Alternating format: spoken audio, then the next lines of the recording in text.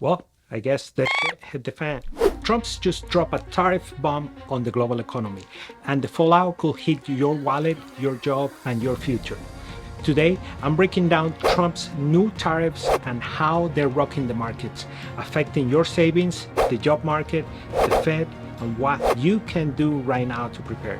Is the US headed for another recession fueled by a trade war? Well, if you invest, spend money, or work, this matters for you. I'm gonna connect the dots and help you stay ahead. And yes, let's talk about the Fed could be ending QT. Let's start with what just happened. Liberation Day was April the 2nd, as President Trump called it, and he imposed reciprocal tariffs on 185 countries out of the 194 countries in the world. Trump announced sweeping new tariffs applying a 10% minimum tariffs on nearly all imported goods.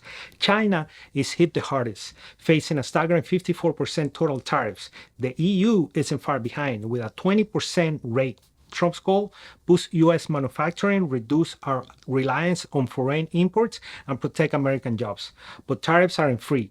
They often raise prices for American consumers. And remember the 2018-2019 trade war? It cost billions in losses for U.S. farmers and created global supply and chain stress. We might be repeating history. As the news broke, markets panicked, investors fled to safety, and the 10-year Treasury yield plunged below 4%. Why? Because falling yields mean investors expect economic slowdown. Meanwhile, stock markets became volatile, and analysts quickly began shifting their portfolios toward bonds, gold, and other safe haven assets. You'll think tariffs will boost the US dollar by lowering imports, but the opposite happens.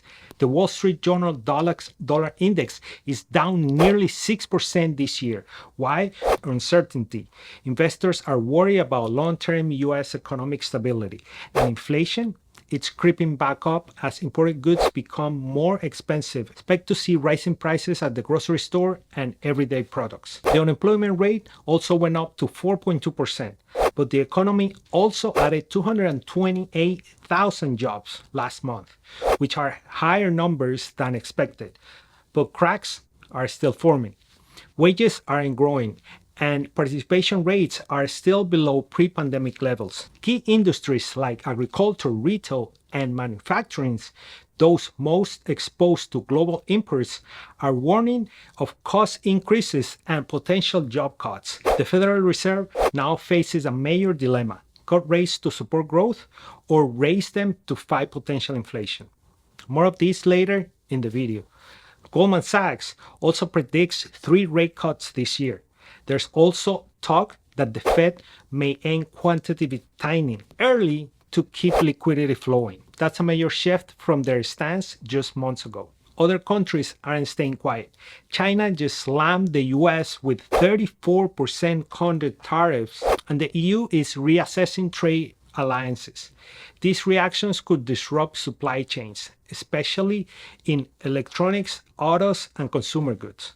Companies that rely on global parts could see delays, cost increases, and shrinking margins. Now people are talking again about the R word: recession. Recession risk is real. Goldman Sachs puts the odds of a US recession at 35%. JP Morgan's go farther, putting global recession risk at 60%. The yield curve is flattening again. Consumer confidence is dipping and spending is slowing. These are the same signs we saw before the downturns. So what can you do?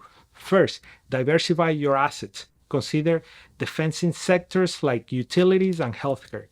Look into short-term treasury bonds or gold as a hedge. Don't panic, but stay informed. Watch what the Fed says and does, because they might act faster than we think. The Fed is a key element for the US economy to exit this moment of panic by changing its monetary policy. Monetary policy is about to become your biggest signal. Remember, the smart don't panic, they prepare. Like this video if you want more takes on the economy, and hit the subscribe button so you're always in the loop, and also subscribe to the newsletter, link in the description below. And drop me a comment. Are you bullish, bearish, or just confused right now? Let's talk about it. As always, I'm JD Ramos, and in the meantime, God bless and take care.